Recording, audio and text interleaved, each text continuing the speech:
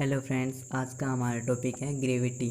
Gravity क्या है, जी क्या है, जी का मात्रक, जी की विमा।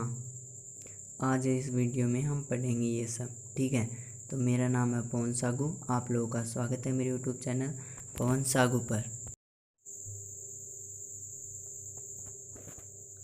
ग्रेविटी क्या होती है?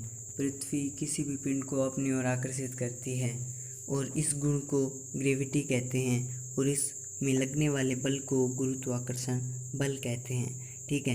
तो गुरुत्वाकर्षण बल की खोज किसने की थी? तो गुरुत्वाकर्षण बल की खोज सर आइजैक न्यूटन ने की थी, ठीक है। आपने वो एप्पल वाली स्टोरी पढ़ी होगी, तो मैं रिपीट नहीं करूँगा, ठीक है। ये एप्पल वाली स्टोरी आपने पढ़ी होगी, तो मैं रिपीट नहीं करूँगा। चलिए सीधे चलते हैं टॉपिक की तरफ। तो आज का हमारा टॉपिक है गुरुत्वाकर्षण का सार्वत्रिक नियम, ठीक है।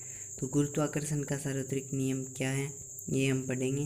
तो गुरुत्वाकर्षण का सार्वत्रिक नियम है कि दो पिंडों के मध्य लगने वाला आकर्षण बल, दो पिंडों के मध्य लगने वाला आकर्षण बल दोनों पिंडों के द्रव्यमान के गुणनफल के समानुपाती तथा उनके बीच की दूरी के वर्ग के व्युत्क्रमानुपाती होता है, तथा यह दोनों पिंडों को मिलाने वाली क्रिया रेखा के अनुदिश होता है, ठीक है। तो इसका मतलब क्या है, अभी हम समझते हैं, ठीक है।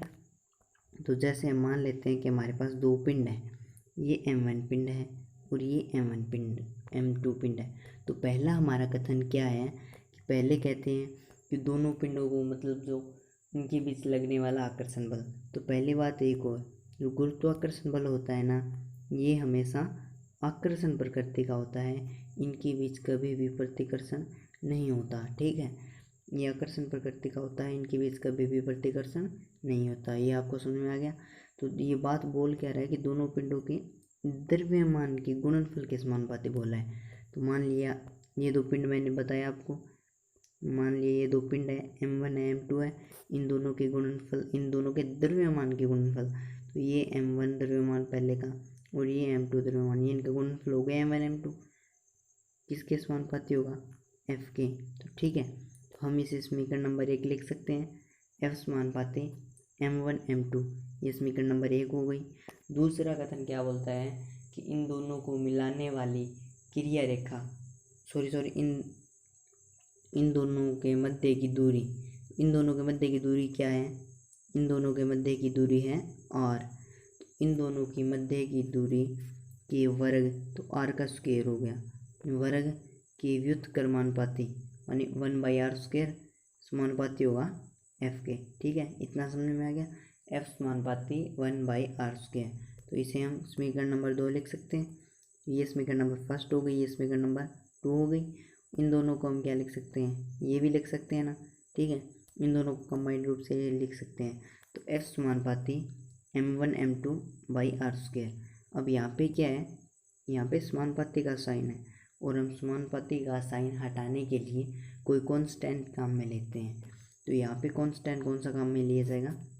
यहाँ पे जो कांस्टेंट होगा वो होगा सार्वत्रिक गुरुत्वीय नियतांक, मतलब जो इसका गुरुत्वाकर्षण बल का होता है ना, वो एक नियतांक होता है, सार्वत्रिक गुरुत्वीय नियतांक। तो ये क्या होता है, ये सार्वत्रिक गुरुत्वीय नियतांक मतलब ये सभी जगह ये नियतांक है ना, उसका मान फिक्स रहता है, कभी भी चेंज नहीं होता, ठीक है।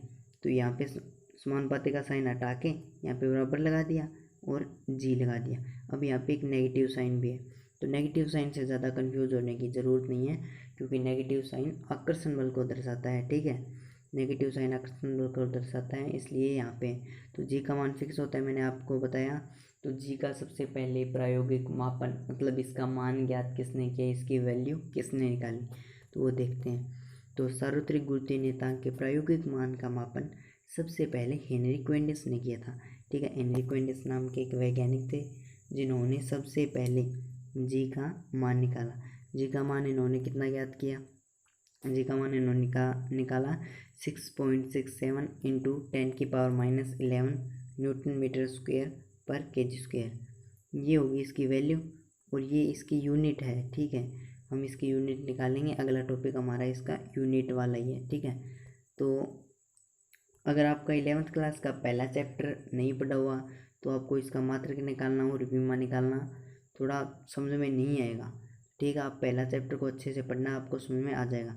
तो इसका मात्रक क्या होगा देखिए जी का, ऊपर हमने एक फॉर्मूला निकाला था बल का, जैसे ये वाला, ये ठीक है, F is equal to minus G m1m2/r²। यहाँ पे हमने बोला माइनस लेना ज़रूरी नहीं है, हम यहाँ पे जी को रखते हैं और n को है ना इधर ले जाते हैं F के इस साइड, तो यहाँ पे जी का फॉर्मूला निकल जाता है। ठीक है, तो जी का फॉर्मूला क्या होगा वो हम देख लेते हैं।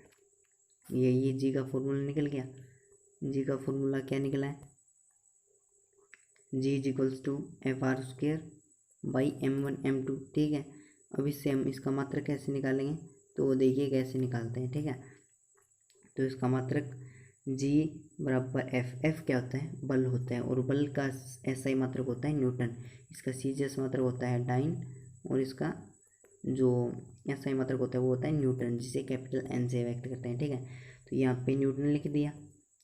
आगे क्या है, R²। आर क्या होती है, दूरी होती है, या डिस्टेंस बोल दें, दूरी की क्या है, स्क्वायर है। तो यहाँ पे दूरी का मात्र क्या होता है, मीटर होता है, यहाँ पे तो मीटर की स्क्वायर होगी, तो यहाँ पे न्यूटन मीटर स्क्वायर यहाँ तक हो गया। इसके बट्टा में क्या है, m1 m2।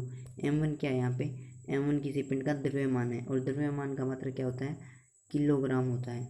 और यहाँ पे m1 m2 मतलब 2 है और उन दोनों का गुणनफल है, मतलब इसकी स्क्वायर हो गई। ठीक है, तो ये इसकी यूनिट निकल गई न्यूटन मीटर स्क्वायर पर केजी स्क्वायर। ठीक है, चलिए आगे जी की विमा निकालते हैं। विमा हम मात्रक से निकालेंगे, वो कैसे निकालेंगे देखिए। ठीक है, इसका मात्रक क्या है, न्यूटन मीटर स्क्वायर पर केजी स्क्वायर। न्यूटन की विमा होती है m1L1T-2। m यहाँ पे द्रव्यमान को दर्शाता है, द्रव्यमान को विमीय सूत्र में कैपिटल M से लिखते हैं, लंबाई को विमीय सूत्र में L से लिखते हैं, और टाइम को कैपिटल T से लिखते हैं, और इसको ब्रैकेट में, बड़े ब्रैकेट में बंद कर देते हैं। और यहाँ पे जो इनकी संख्या 1 2 3 4 6 वो आनी है, वो आएंगी। ठीक है, वो कैसे आएंगी वो हम पढ़ेंगे। तो इसकी विमा ये होती है m1L1T-2, किसकी होती है, न्यूटन की। ठीक है, आगे क्या है, मीटर स्क्वायर। मीटर क्या होती है, दूरी, मैंने दूरी को बोला कैपिटल L से लिखते हैं, और इसका स्क्वायर लिखेंगे। क्यों लिखेंगे, क्योंकि यहाँ पे मीटर स्क्वायर है, यहाँ पे मीटर स्क्वायर है, तो यहाँ पे L का स्क्वायर हो गया, तो हमने यहाँ पे इंटू में L का स्क्वायर लिख दिया और बड़े ब्रैकेट में बंद भी कर दिया। इसके बटा में क्या है, बटा में क्या है, केजी स्क्वायर। केजी को मैंने बोला कैपिटल M से लिखते हैं विमीय सूत्र में, तो ये M का स्क्वायर हो गया। ठीक है, यहाँ पे भाई M का स्क्वायर। तो आगे क्या है, जैसे ये L1 है, ये L2 है, ये दोनों गुणा में है, तो ये L3 हो जाएंगे। ठीक है, यहाँ तक समझ में आ गया, m1L3T-2/m2। ठीक है, अब इस m2 को हम ऊपर लेकर जाएंगे, तो यहाँ पे ये क्या है, प्लस का 2 है, ऊपर ले जाएंगे तो ये माइनस का 2 हो जाएगा। ठीक है, तो यहाँ पे देखो, यहाँ पे प्लस की 1 है, और यहाँ पे अगर ऊपर ले जाएंगे तो माइनस का 2 हो जाएगा, तो ये माइनस का 2 और ऊपर प्लस की 1 क्या होंगे, माइनस का 1 आएगा, तो यानी m1 की पावर कितनी बचेगी, m1 की पावर बचेगी -1। ठीक है, तो ये यहाँ पे भी में सूत्र निकल जाएगा m1L3T-2। तो ठीक है फ्रेंड्स, आज का हमारा वीडियो यहीं तक था। वीडियो को ज़्यादा से ज़्यादा लाइक करें, शेयर करें और सब्सक्राइब करें चैनल को। ठीक है, हो बाकी जो मर्जी हुंदा हो जवे वीरे, कमेंटां 'ਚ गाल नहीं ਕੱਢਣੀ ਪੈਂਦੀ ਆ ਫਿਰ ਤੱਕ ਚੈਂਪੀਅਨ। ਚੰਗਾ ਫਿਰ ਅਗਲੀ ਵਾਰੀ।